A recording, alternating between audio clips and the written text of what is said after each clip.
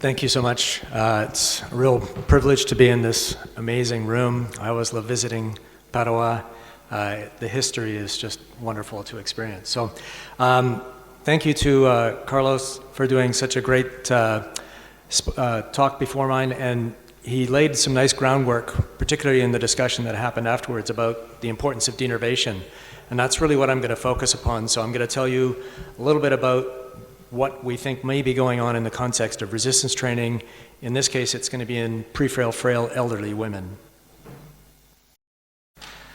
So if we think about some of the factors that relate to the consequences of denervation, I think probably everybody here knows that as we age, we have progressive remodeling of the neuromuscular junction, and we see changes in both the presynaptic as well as the postsynaptic side of that neuromuscular junction.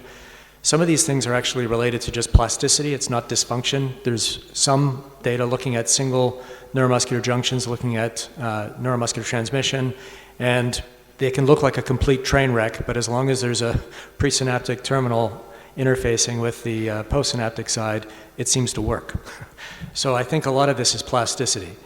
Nonetheless, eventually you will get to the point where the motor axon has retreated, maybe the whole thing has died, or maybe it's just the axon, and you end up with a persistently denervated muscle fiber. And so if that muscle fiber is not successfully reinnervated, you can get a shift in the myosin heavy chain isoform expression. Usually it's co-expression of multiple isoforms. You get atrophy, and obviously that doesn't help the function of the muscle. So that's one element.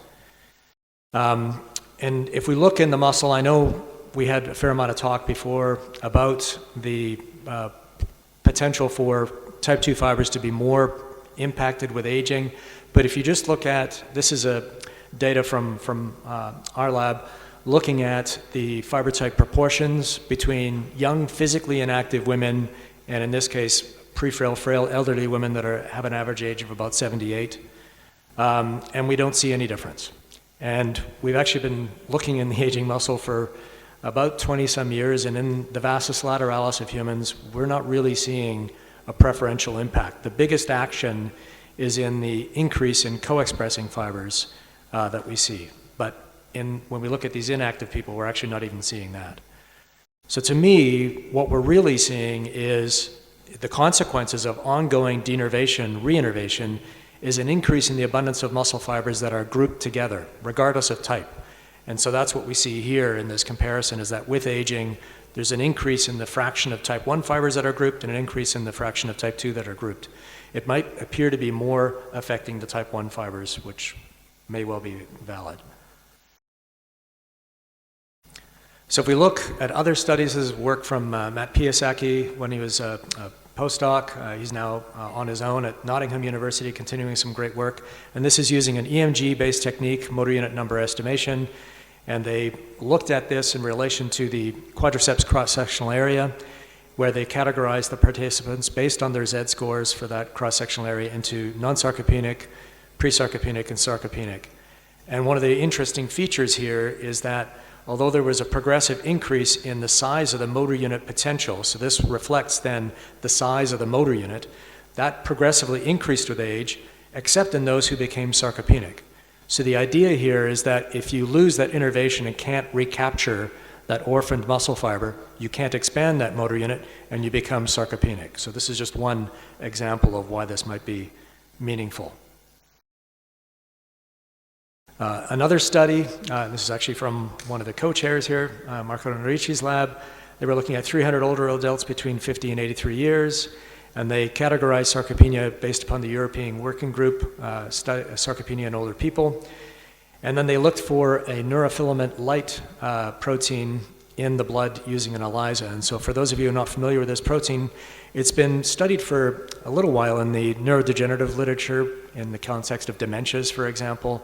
So this is a protein that's found within the axon of neurons in general, and when those axons die, this gets released into the circulation. So it's a general marker of neurodegeneration. And I believe this is the first study, if not the first study, looking at neurofilament in the context of sarcopenia. And what they found is that as you progressed from healthy participants to those who are pre-sarcopenic to those who are sarcopenic, there's an increase in the neurofilament light level. So This is a really interesting study showing that you can have a circulating biomarker that seems to reflect the ongoing neurodegenerative process that's affecting skeletal muscle. So that kind of leads to the big question is, when you get persistent denervation in older age, is there any way to resolve it? And so there's some suggestion that resistance training may actually be one manner in which to do this. This is a study from Osvaldo Del Bono's lab back in 2016, where they took older men and women. This is a very small sample size, so please keep that in mind. And they were also on the obese side of the spectrum. Nonetheless, they underwent 5 months of progressive resistance training, 3 days a week. And then looking in the biopsies, they characterized the fiber type grouping of type 1 versus type 2 fibers. And although they did not see an increase in the fiber type grouping as a consequence of the resistance training, one of the things that they noted is that the inter-individual variation seemed to diminish following that resistance training, such that before training, if they compared the percentage of fibers that were grouped between type 1 and type 2, they didn't see a difference. But post-training, it looks like virtually the same magnitude of difference, but now it's statistically significant, so it became a little tighter. So the idea is that there's probably some of the individuals within the group who are experiencing significant reinnervation, and that's collapsing the variance within the group. And consistent with that idea, if you look for a marker of denervation in the muscle, this is neural cell adhesion molecule. I'm sure some of you worked with this.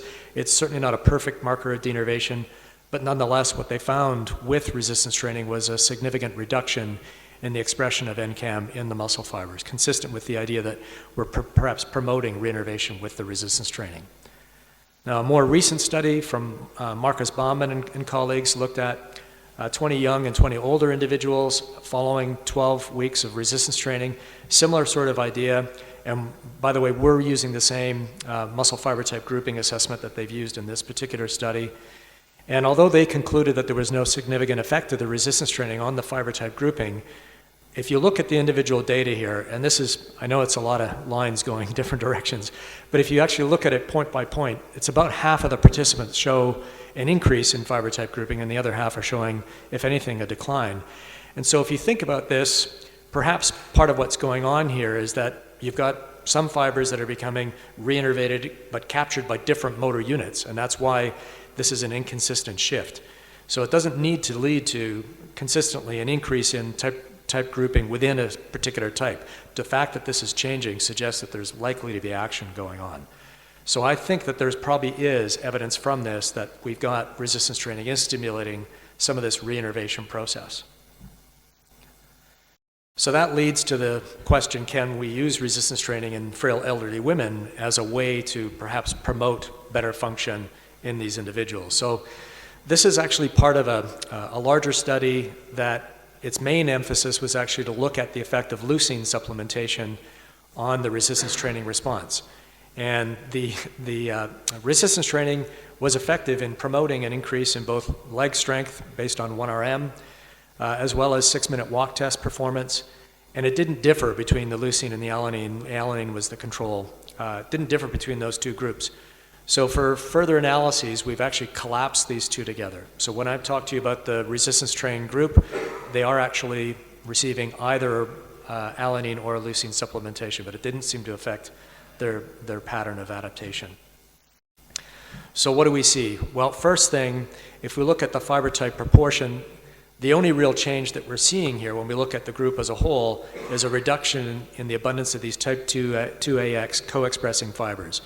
And this is something that's been known for many years. I think back in about 2000, Scott Trappy's lab showed that following resistance training of formerly sedentary people, the abundance of type 2AX co-expressing fibers was markedly diminished, and what you saw was an increase in type 2A expression as a consequence. Now, what we're seeing here in this group is we don't really see a significant change in either the pure type 1 or 2A when we look at this, but there's clearly some reduction going on here.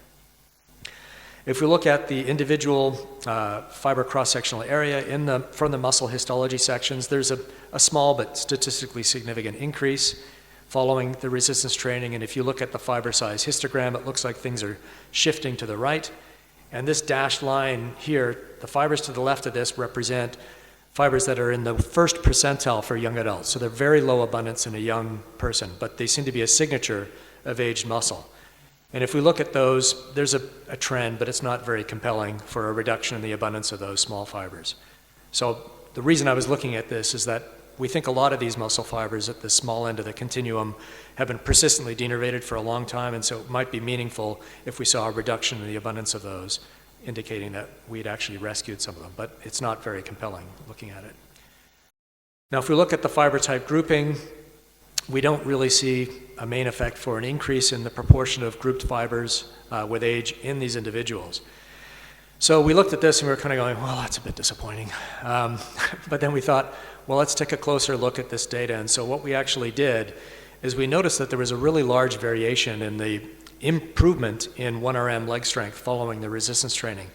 And so we used K-cluster analysis to separate these participants into those who were high responders versus those who were low responders.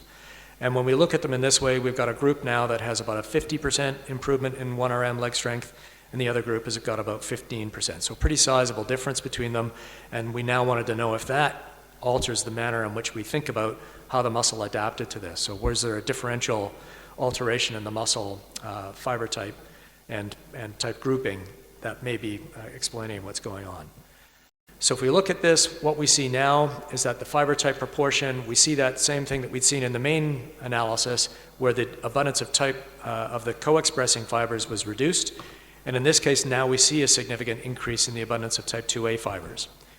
And we did not see that in the low responders, even though they clearly seem to have a reduction in the co-expressing fibers, but maybe in this case, some of them are going to type 2A and others are going to type 1.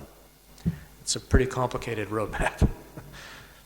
If we look now at the proportion of fibers that are grouped by fiber type, similar to what we, or consistent with the increase in type 2A fiber abundance with the high responders with training, we saw an increase in type 2 fiber grouping in that group, and we did not see that in the low responders. So we're starting to pull apart some of these differences between these. Now, when we looked at neural cell adhesion molecule, this really didn't show us much. There's a lot of noise here. And I'm not really convinced that this marker is showing us all of the muscle fibers that are denervated.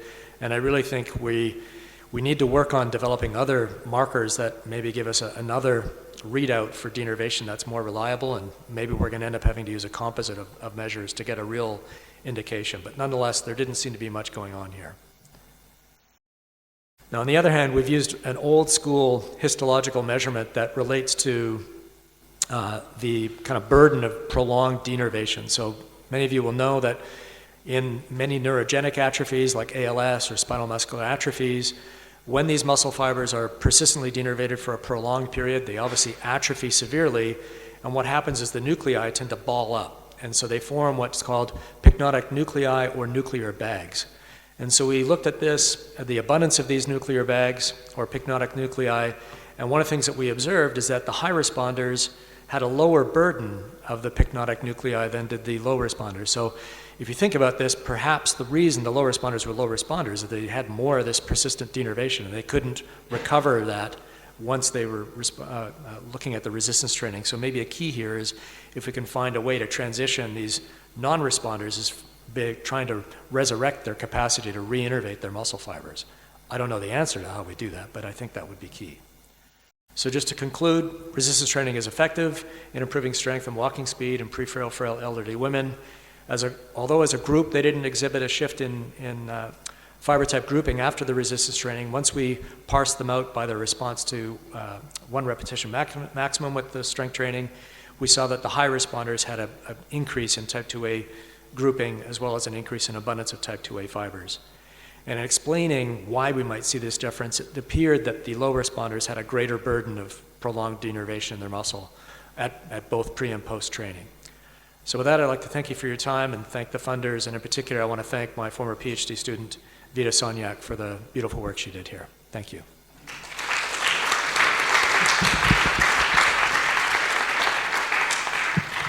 Thank you, Russ. So, any questions?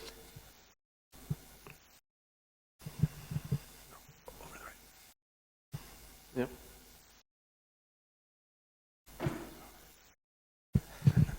Okay, yeah, very nice talk. I had a question. How much of the effect you see from the resistance exercise do you think is due to mechanical loading, and what is activity? Because could you recapitulate this with endurance exercise, you think? So that's a great question. If I had to guess, I would say we probably get some benefit from more aerobic or endurance type training as well, just by simply activating the muscle fibers that maybe hadn't been very activated up to this point. Obviously there's a long history for people focusing on resistance training as the preferred modality, if you want, for addressing aging muscle weakness for perhaps obvious reasons. But I think that maybe endurance training has been a little bit overlooked in that respect. So I'd certainly be in favor of looking at it.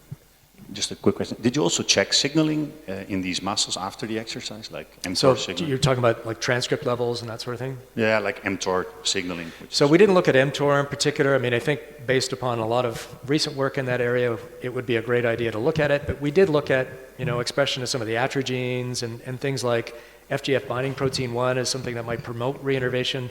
And there didn't seem to be a lot going on there. Although if we look at the abundance of the FGF binding protein 1 relative to things like walking speed, it's a pretty robust relationship. So I think there's something there, but maybe we just didn't see a big effect.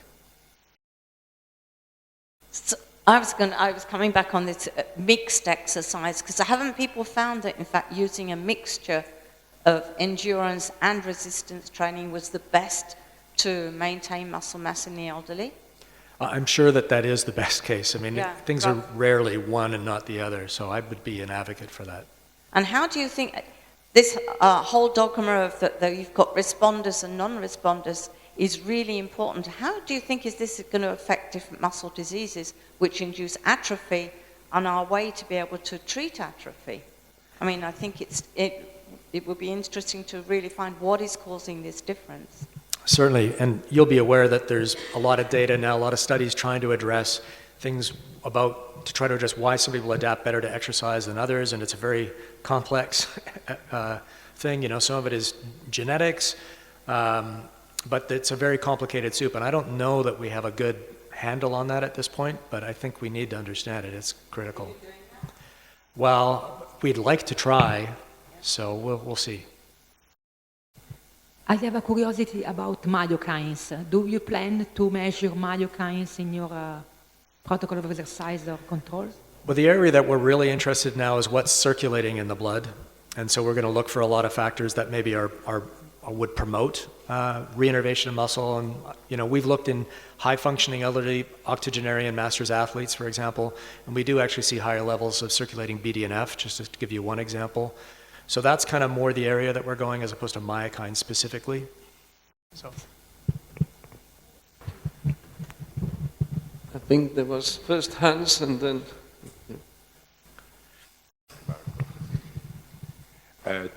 Just the question as to upper and lower body specificities. Any ideas as to differential effects on upper and lower body musculature? So differences between upper and lower body musculature response. So in this study, we actually, the resistance training involved exercises that were both upper and lower body, but we obviously didn't get a biopsy from the deltoid or something like that. This is one of the real limitations of human studies is, 90% of our work is based on a single muscle, the vastus lateralis, and rarely do we look at another muscle, let alone compare upper and lower body. So it's something that I think we need to maybe push for. It's a hard sell to tell somebody we're going to take a chunk of muscle from your leg and your shoulder, but maybe we should just try harder. Thank you. Just following up with Jill's question, Russ, I wondered if you were able to interrogate the history of your high and low responders in terms of accustomed exercise or low back pain, those sorts of things, whether they might correlate with that increase in the evidence of denervation. Yeah, great question. Unfortunately, no, we didn't dig that deep. I'm not sure what data we may have there that we haven't mined yet, so I'll bring that up to my collaborators on it. Yeah, it might even be worth following up, Yeah. if you possibly can. Agreed. Thank Thank you. One question from Stefano. Yeah, combating inactivity. No, just a comment concerning these co-expressing fibers. I think this is an ambiguous terminology because myosin is so abundant in muscle fibers that even if you contain 5% or 10% of a given myosin, it turns out as positive. I think from all studies, to really show, it was shown in the past, if I remember correctly, from Pritgar and Saltin, and probably I was co-author in one of these papers as well, that there is a decrease in the type 2X in old age. And I suspect that when you see there is no change, in fact, you may shift from a situation and you have 80% 2X, 20% to the opposite. So in the end, I think there is indeed a decrease of type 2X in old age. Yeah, I won't argue that. Any more questions? Yes. Okay, hello. Did your resistance training accompanied by specific diet, or you just didn't observe some diet at all? So as I mentioned at the beginning, this was really originally intended to look at the effect of leucine supplementation. So they were, the two groups that received either alanine or leucine had the same net protein intake and quality of protein. So the only difference would have been the leucine versus alanine component of it. Does that kind of get at your question? Thank you. Yeah. Great. So, Ross, thank you very much again.